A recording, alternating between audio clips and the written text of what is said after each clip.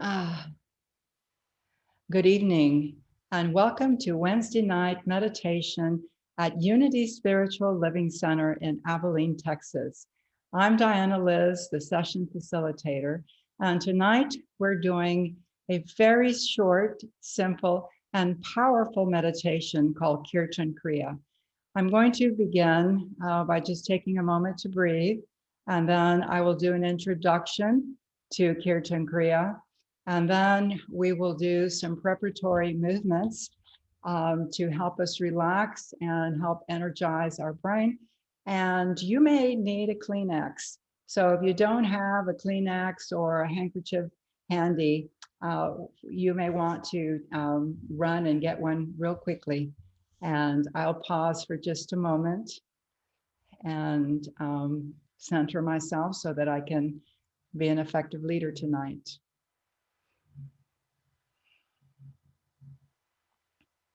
Kirtan Kryia. It's a very short meditation, 12 minutes in length. And I'd like to begin by talking a little bit about its neurobiology.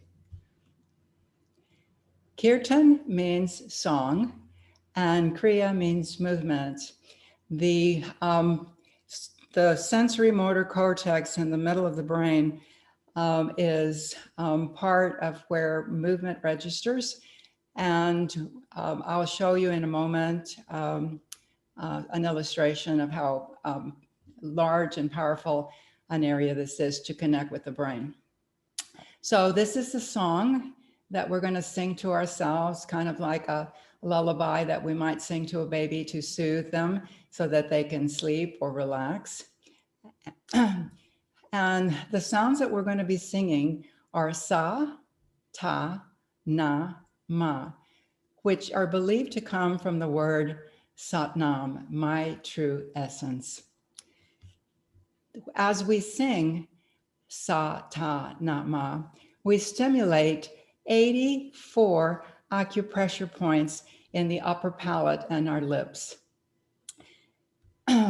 This is believed to stimulate the increase and decrease of neurotransmitters. This is a sensory homunculus, and it represents a brain map of how much of our sensory organs are dedicated. The real estate of the brain is dedicated to our lips, our tongue, our ears, and our hands. And you can see how important the hands are. I have been watching my grandson and just watching him develop, picking up little tiny things and manipulating. And as he's doing all of these actions, he is developing his brain. And we're going to do the same thing. We're going to relax our brain by touching our fingers. We're going to do sa, and we're going to touch our index finger to our thumbs. Sa, and then ta is the next finger. Na and ma is the baby finger. A very important part of this meditation is focusing on the pineal gland. And the pineal gland, in a moment, I'll demonstrate some of the neurotransmitters that it's responsible for. So we focus either light or energy or however you can use your imagination to build the energy around the pineal gland. And I see it as like in my imagination, what works for me is like a little pulsing light. So if I say sa, ta, na, ma, and I try and stay focused on that pulsing light in this area right here. This is a brain scan of a before and after meditation. And the little perfusions, these are the little dimples, these are on the front part of the brain, on the prefrontal cortex, and they are generally present when someone has ADD. You can see that the bottom area of the brain is not smooth, and this is the cerebellum, which indicates lack of blood flow in the cerebellum. These perfusions also represent lack of energy, nutrition, and blood flow, and oxygen. They all go together. um, and it just represents that there needs to be stimulation and nutrition in this part of the brain. And in addition, this particular meditation is recommended by the Alzheimer's Research and Prevention Foundation.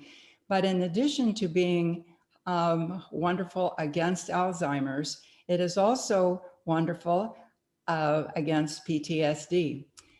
This is also a brain scan, a different focus on the brain scan.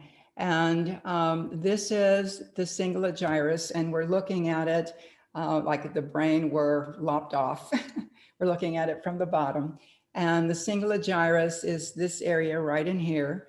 And you can see that little tiny button right there and this red strip, that's the cingulate gyrus. It's hot. And the basal ganglia and nucleus accumbens here are extra hot. And this is the thalamus right here, and it is extra hot as well. Now, this bottom area of the cerebellum is not extra hot, and it is supposed to be have lots of energy in it, because the cerebellum operates many things that are automatic in our body, and it regulates movement and regulates the brain from over sensitization. So it's a very important area. And you can see the before meditation and the after. Now, this was not the effect of one meditation. It would be magical and it would be wonderful if we could go from point A to point B with one meditation. Different meditations take different amounts of time to create what Richard Davidson from the University of Wisconsin and Madison calls altered traits.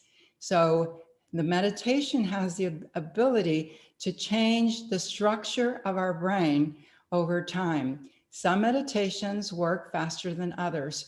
Probably the fastest is loving kindness. Each meditation has a different neuronal signature and has an impact. Loving kindness stimulates the glial cells. And why is that important? Because the glial cells clean our brain from the beta amyloid plaque, and they also participate in cell death. So if we want to hold on to we need to nourish the microglia.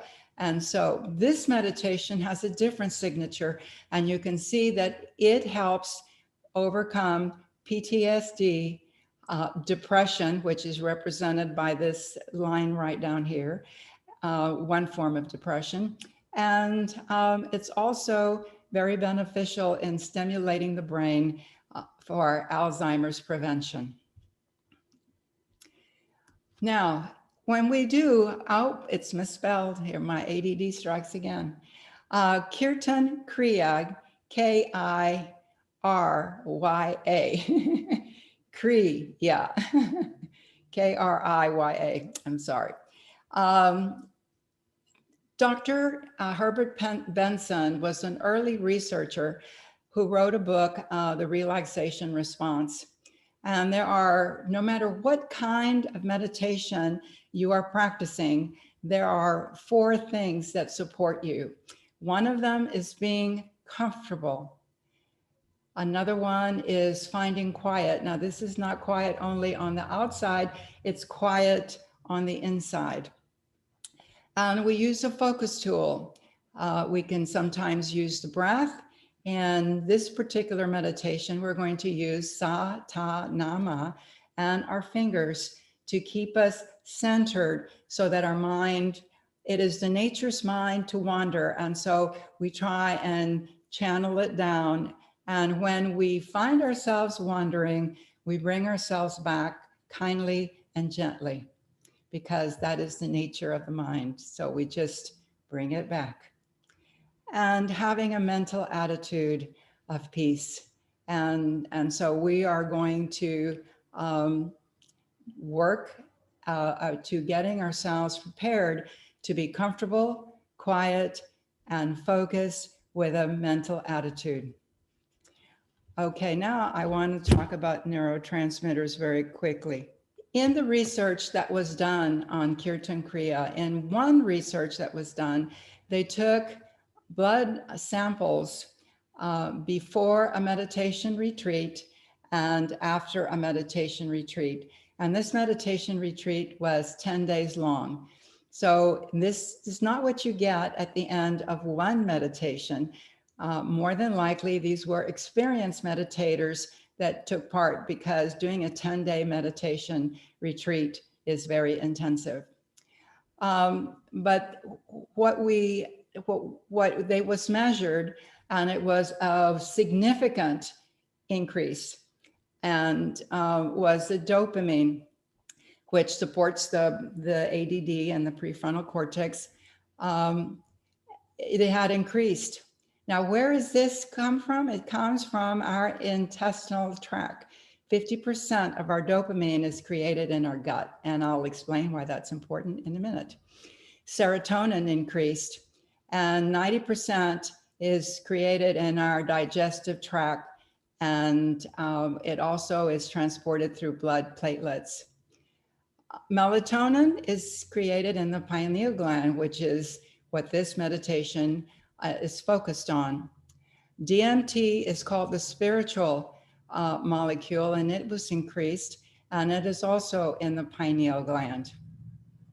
People sometimes have spiritual experiences as a result of this meditation. So it would be very unlikely that a beginner would have a spiritual experience, but it is possible. So if you feel uncomfortable with what you're experiencing, stop, take a breath. You may want to lie down and let it pass, or enjoy it whatever suits you. Acetylcholine also increased, glutamate increased. This is important. It supports glial function. NAG increased, and it helps prevent pain. It helps in brain injury, and it helps prevent schizophrenia. GABA increased, and it is also found and produced in the gut. AVP is increased in the hypothalamus, which helps with memory. Beta endorphin, it's produced in response to pain, exercise, and negative stress. Noradrenaline is decreased, and that's good, because noradrenaline is our adrenaline. And cortisol, which cortisol is needed to give us energy and to wake us up from sleep. But when we are under a lot of stress, cortisol has a lot of damaging qualities to our body and our brain. And then BDNF was not measured. And BDNF is very important, and it is produced in our gastrointestinal tract. It's blocked by stress, sugar, and if you don't have enough social stimulation. And BDNF stands for brain-derived neurotrophic factor, and it's called the miracle grow for the brain. The things that stimulate the production of neurotransmitters are exercise, and that increase brain-derived neurotrophic factor. It's exercise, especially intervals, because it's created in the gut, and the other amino acids are larger, and so the little tiny BDNF can't get past them. But when you are doing an interval and those aminos are in the legs or in the arms, then the brain-derived neurotrophic factor can find its way to the brain. Research has found that dancing helps brain-derived neurotrophic factor, deep sleep, and meditation. Coffee, green tea, dark chocolate, blueberries, polyphenols, and colorful fruits and vegetables are helpful. There's done a lot of new research coming out as a result of the Iceman and a lot of breathing techniques, of which this kind of is on the fringes of what he does. Sunlight 10 to 20 minutes without sunglasses and without sunblock, intermittent fasting, and psychedelics are being researched to help with brain growth and brain health. So when we do this meditation, before we do this meditation, we are going to use our dantian, which is the lower abdomen, and we're going to contract it. And this, because the neurotransmitters are created in the gut, every time that we just pump our diaphragm, lower diaphragm, the area below the diaphragm actually, it stimulates the intestinal tract and gets those things moving in our body. And it kind of simulates what happens when we run. So our breathing in preparation for this meditation that we're going to do tonight is going to focus on the exhales, just as we would be breathing hard from doing intervals. So what I want to take away from all of this is that meditation, and this meditation stimulates so many things in the brain that are good for it. And it only takes 11 and a half minutes. Share. And I'm back. Okay, if you haven't gotten a Kleenex, you have just a minute to get one while I go around and get ready on the yoga mat. So I'll see you in just a moment. So if you put your Kleenex just close by, and if you are sitting, if you have a place to lie down in a minute, you may want to do that. We are going to just start by balancing our head on our neck. So we're going to lower our chin and let the weight of our head stretch our neck. We're not going to push or pull. We're just going to let our head hang.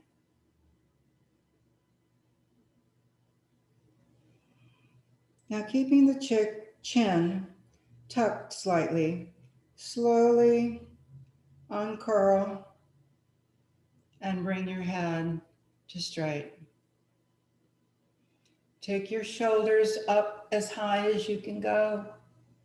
Bring them back and allow the heart center to open. Take a breath. Exhale and relax. Let's do that again. The chin comes in. The head falls forward. Breathe with it.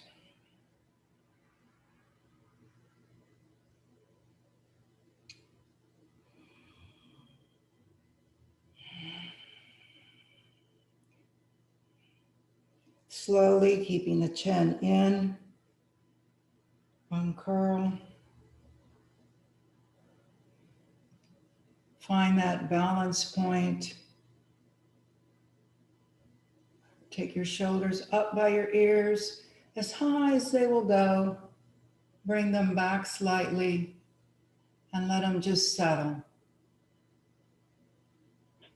Let your arms hang like if they were two towels hanging from a clothesline, just totally relaxed.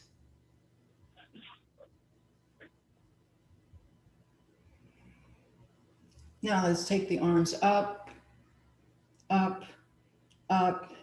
Take your hips and let your hips ground down into your chair or yoga mat if you have one. And bring the fingers together, interlace them, turn them around,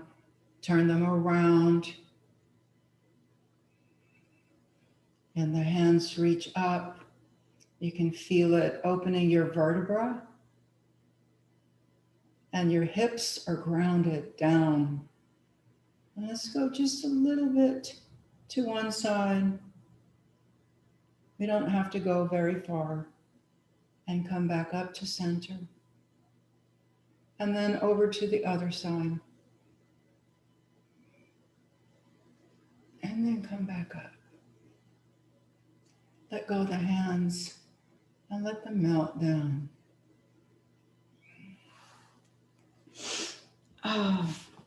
Now we're going to be working with the center part of the body.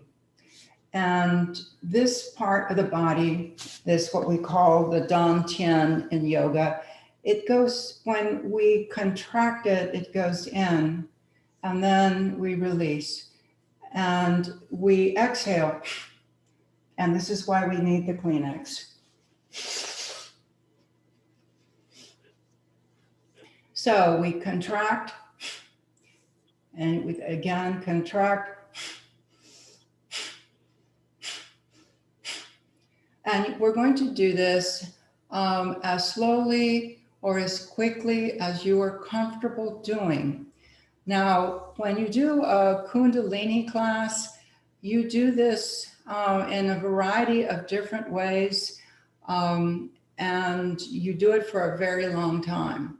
It's not unusual to do it for 3 to 5 minutes and then take a break, and then do another 3 to 5 minutes and take a break.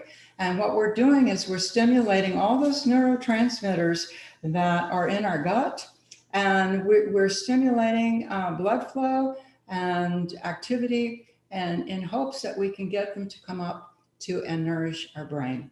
So let's practice that a couple of times. You want to keep your chest still, and you want it to be just the dantian.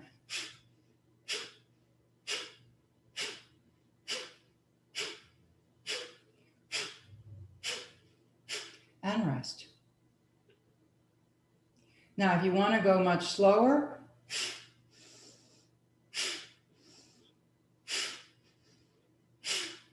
that's good too. It's wherever you are, the important thing is for you to feel comfortable in this practice and to get started. Now, when we imagine that energy coming all the way up to our brain, that is called Kapalabhati. And Kapalabhati means shining skull. So that is a good image for us to have as a prelude to Kirtan Kryia meditation. So let's see, what else were we going to do before we do Kirtan Kryia? Let's get started. All right, so we're going to sit wherever you're going to do the meditation. And we're going to start with just the plain Kapalabhati. And normally the eyes are just cast down when we do Kapalabhati. So we are going to do about a minute. Here we go.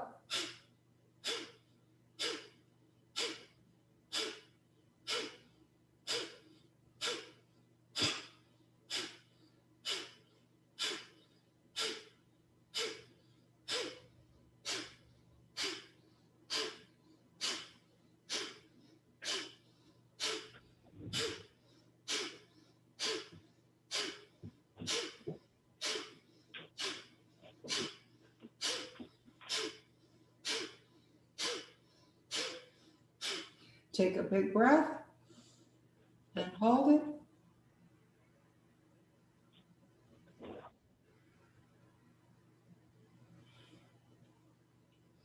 Take another breath and hold.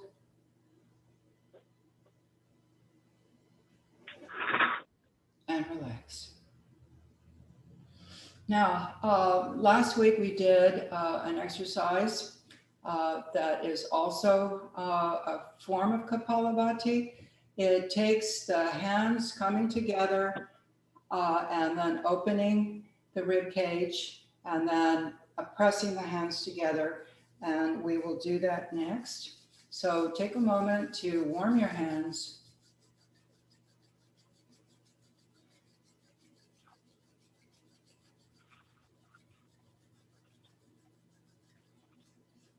And we're going to bring them together.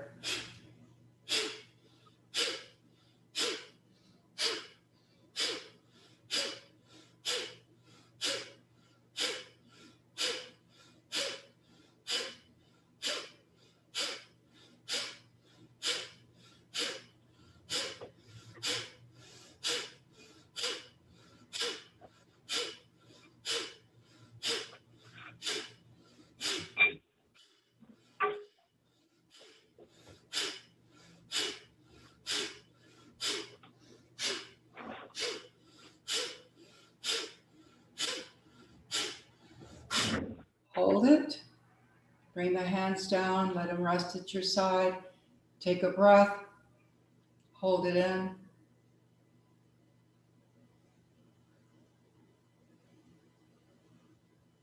And let it out. Take another breath in and hold it.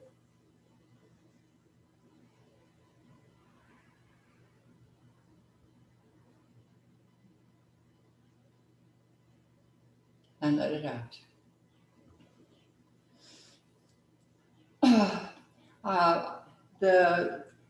I hope you enjoyed the tingling sensations that you get as we do the preparation for Kirtan Kryia Yoga. These exercises that we've just been doing with the breathing are part of the Kundalini branch of yoga, which is the energy yoga. We're going to do one more. We're going to reach up and pull down. And as we pull down, we're going to exhale and go at a rhythm that is comfortable for you. And once again, we're going to be using the Dantian, contracting on each one. So here we go. Ready? And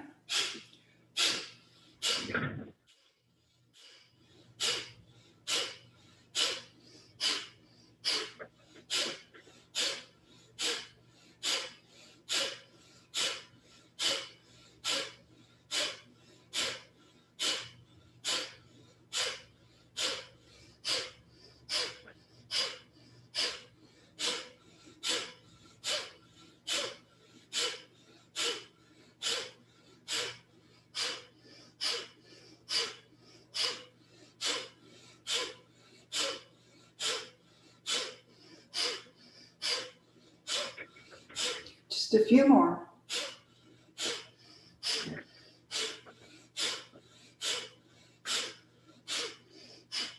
And rest, take a breath and hold.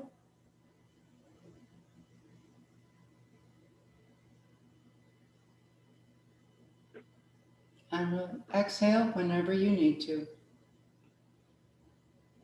Take another breath.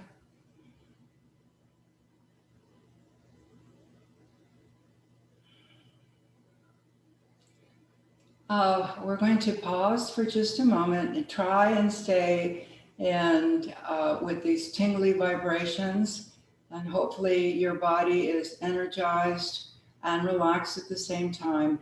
I'm going to go start the music for Kirtan Kryia. So I'll be right back.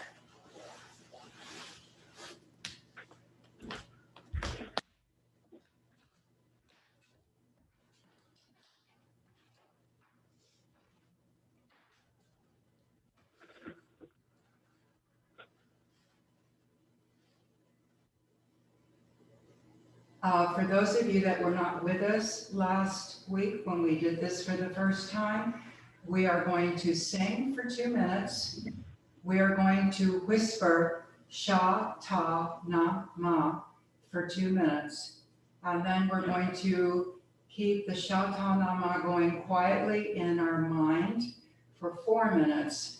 Then we will whisper it for 2 minutes, and we will sing it for 2 minutes, and then we will pause in our seated position, and then we will lie down in Shavasana, the resting yoga pose.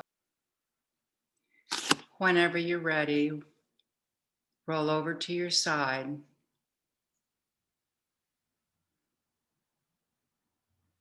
And then slowly leaving your head down, bring yourself to a seating position.